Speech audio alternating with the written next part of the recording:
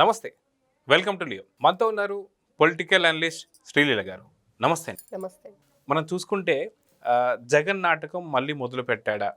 గతంలో మనం చూసుకుంటే కోడికత్తి, అదేవిధంగా వైఎస్ వివేకానంద రెడ్డి గారిని హత్య చేయడం కావచ్చు, అదేవిధంగా గులకరాయి కావచ్చు, ఇలా పదే పదే స్టిక్కర్లు పెట్టుకోవడం కావచ్చు.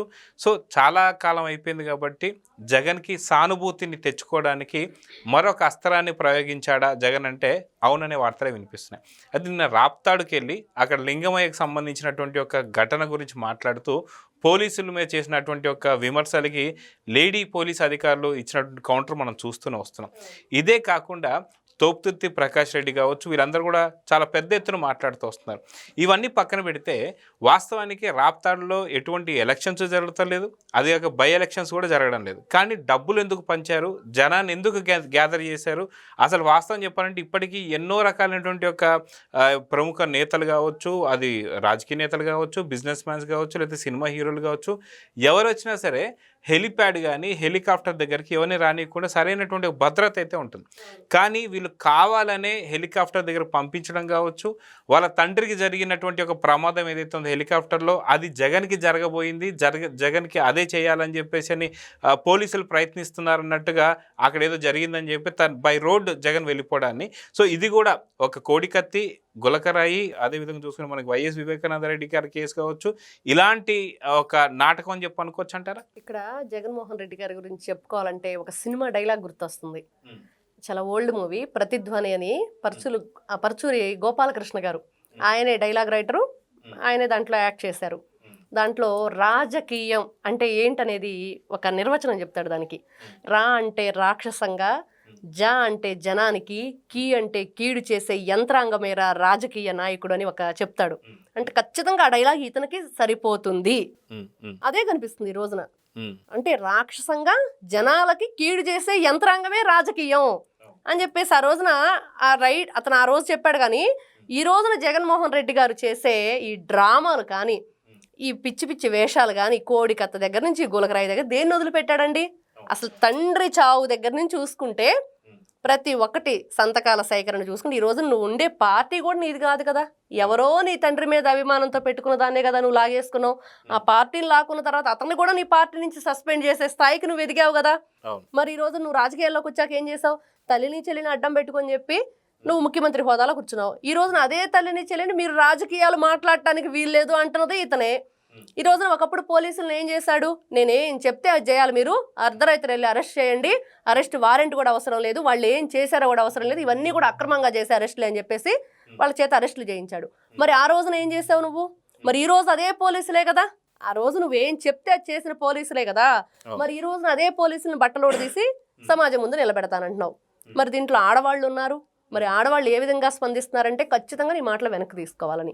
మరి జగన్మోహన్ రెడ్డి గారు మనం చూస్తే మీరు అన్నట్లుగా రాప్తాడులో హెలిప్యాడ్ మనం చూస్తే ఎవరైనా సరే మాజీ సీఎం కానివ్వండి, అధికారంలో ఉన్నాళ్ళు కానివ్వండి, హెలిప్యాడ్కి సంబంధించిన అక్కడ సెక్యూరిటీ ఎలా ఉంటుందంటే అసలు ఆ హెలిప్యాడ్ ముందు అక్కడికి వాళ్ళు ల్యాండ్ అవ్వక ముందే వీళ్ళు సెక్యూరిటీ ఇస్తారు.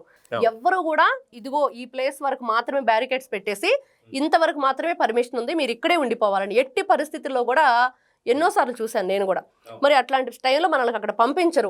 మరి అట్లాంటిది నిన్న వీళ్ళు చేసింది ఏంటి? నిన్న వీడియోలు కూడా వచ్చినాయి. 2000 రూపాయలు ప్రతి మనిషికి ఇచ్చేసి మీరు అక్కడ ఒకరినొకరు నెట్టుకోండి, సెల్ఫీలు అడగండి, గందరగోళాన్ని సృష్టించండి అని చెప్పారు.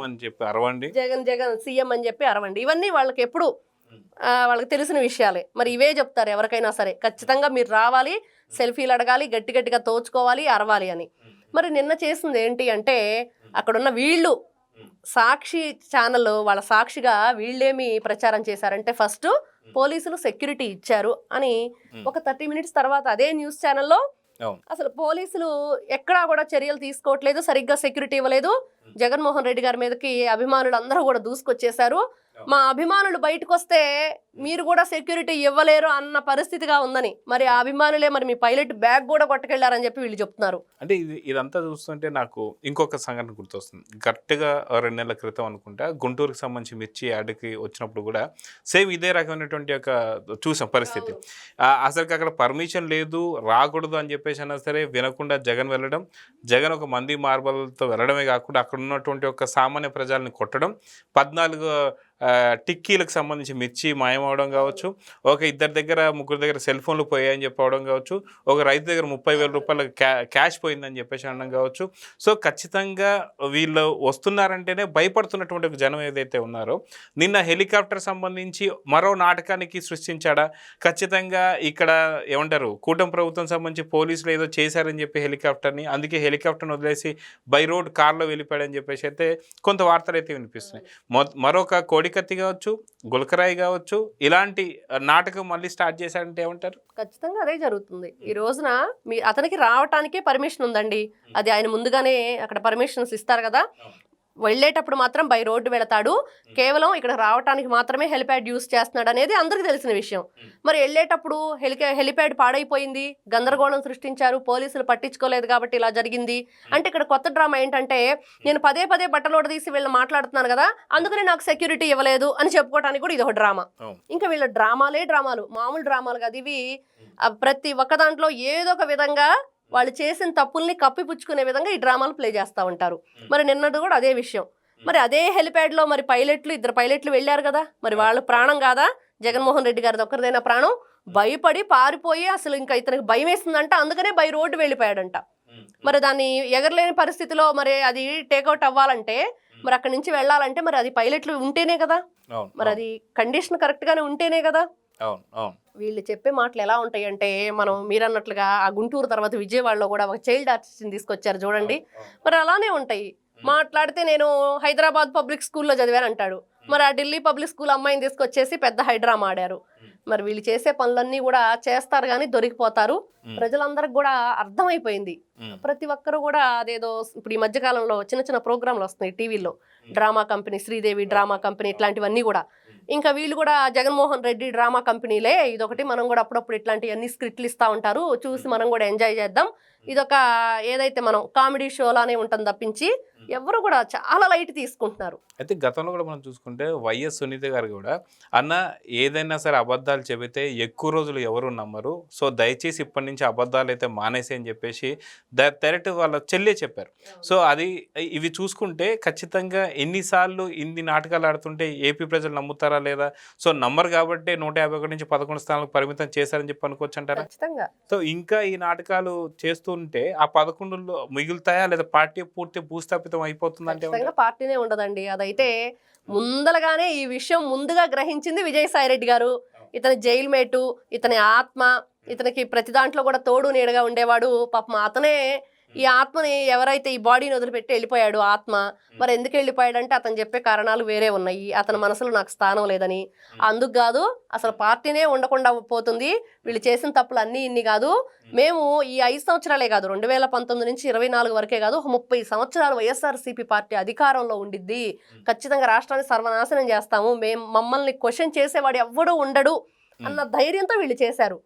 కానీ ప్రజలు ఇలానే మనం అనుకున్నట్లుగా చూస్తూ ఊరుకోరు, వాళ్ళలో ప్రశ్నించే తత్వం వచ్చింది, ఆలోచిస్తున్నారు ఏం జరుగుతుంది, మన భవిష్యత్తు ఎలా ఉండిద్ది వీళ్ళుంటే అని.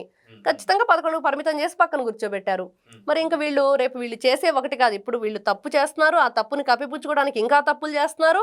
అదే బాబాయ్ చావులో మనం చూస్తే సాక్షులు ఏ విధంగా చనిపోయారు అనేది, ఒక తప్పుని కప్పిపుచ్చుకోవడానికి మళ్ళీ తప్పులు చేస్తున్నారు. ఈ రోజున పార్టీనే లేకుండా పరిస్థితికి దిగజారిపోతున్నాడు జగన్మోహన్ రెడ్డి. ఇదైతే మనం ఖచ్చితంగా చెప్పుకోవచ్చు. సో చూద్దామండి, ఖచ్చితంగా గతంలో చేసినట్టుగా ఏదైతే కోడికత్త డ్రామా కావచ్చు, గులకరాయి సతీష్ సంబంధించినటువంటి ఆయుష్ కావచ్చు, అప్పటికే ఎవరు నమ్మకుండా 151 నుంచి 11 స్థానాలకు పరిమితం చేశారు. మళ్ళీ హెలికాప్టర్ డ్రామా ఏదైతే ఉందో ఖచ్చితంగా దీన్ని ఏపీ ప్రజలు గుర్తిస్తారు కాబట్టి ఉన్న 11 స్థానాలు కూడా అసలు దాంట్లో కూడా ఏమీ లేవు, పార్టీ కూడా భూస్థాపితం కాబోతుందని చెప్పి అర్థమవుతుంది. సో చూద్దాం ఏం జరగబోతుందో. నమస్తే. Please subscribe to Leo news for more videos.